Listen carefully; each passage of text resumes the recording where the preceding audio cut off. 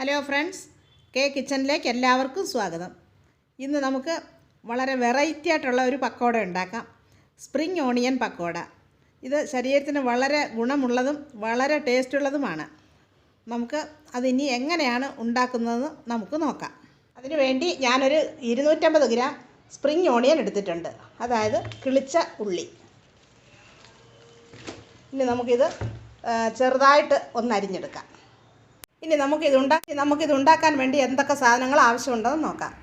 ചെറുതായിട്ട് അരിഞ്ഞ spring onion, 2 cup കടലമാവ്, 1 ടീസ്പൂൺ മുളക് പൊടി, 1 ടീസ്പൂൺ മല്ലിപ്പൊടി, 1 ടീസ്പൂൺ ഗരം മസാല, 1/2 ടീസ്പൂൺ മഞ്ഞൾപ്പൊടി, 1 ടീസ്പൂൺ ജീരകം, ഇഞ്ചി, 1 കഷ്ണം ഇഞ്ചി അരിഞ്ഞത്, ഉപ്പ് അതാവശ്യത്തിന്, പിന്നെ കറിവേപ്പില, 2 പച്ചമുളക് അരിഞ്ഞത്, മല്ലിയില.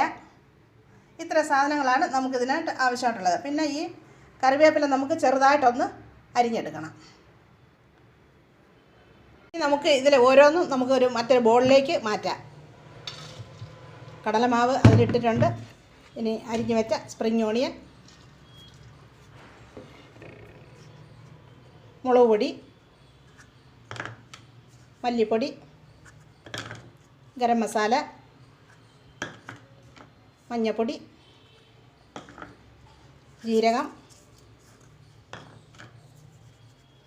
ഇഞ്ചി,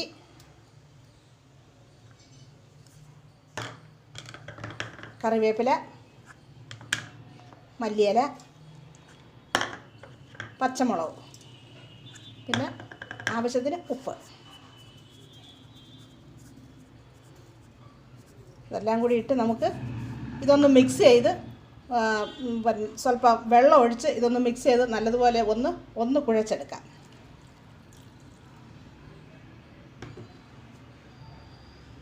ഞാനത് നല്ലതുപോലെ കുഴച്ചെടുത്തിട്ടുണ്ട്.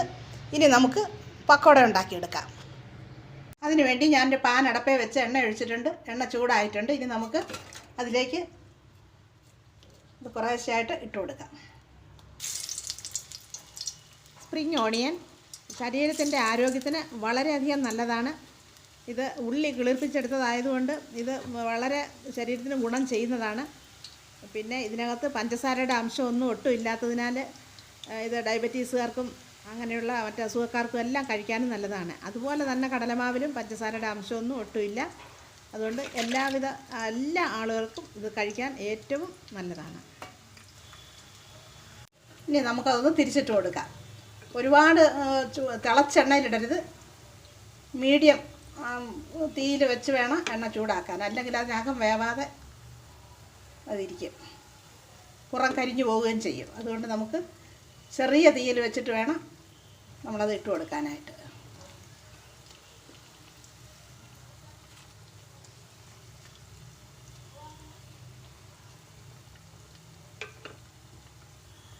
പക്കോട മൂത്തിട്ടുണ്ട്. നമുക്കിനി അത് കോരിയെടുക്കാം.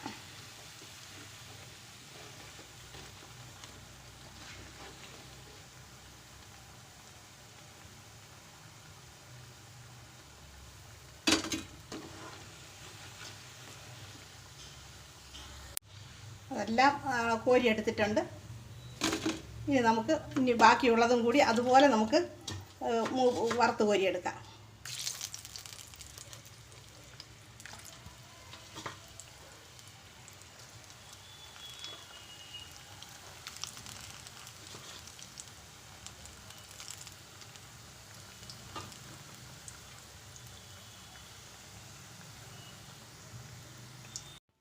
ഇപ്പോൾ നമ്മുടെ സ്പ്രിംഗ് ഓണിയൻ പക്കോട ഇവിടെ റെഡി ആയിട്ടുണ്ട്. ഇത് വളരെ പെട്ടെന്ന് തയ്യാറാക്കാൻ പറ്റുന്നതാണ്. നമുക്കിത് 4 മണിക്ക് ചായയുടെ കൂടെ കഴിക്കാം. വളരെ നല്ലതാണ്. കുട്ടികൾക്കെല്ലാം വളരെയധികം ഇഷ്ടപ്പെടുകയാണെങ്കിൽ ലൈക്ക് ചെയ്യാനും സബ്സ്ക്രൈബ് ചെയ്യാനും ഷെയർ ചെയ്യാനും മറക്കല്ലേ. വീഡിയോ കണ്ടതിന് താങ്ക്സ്.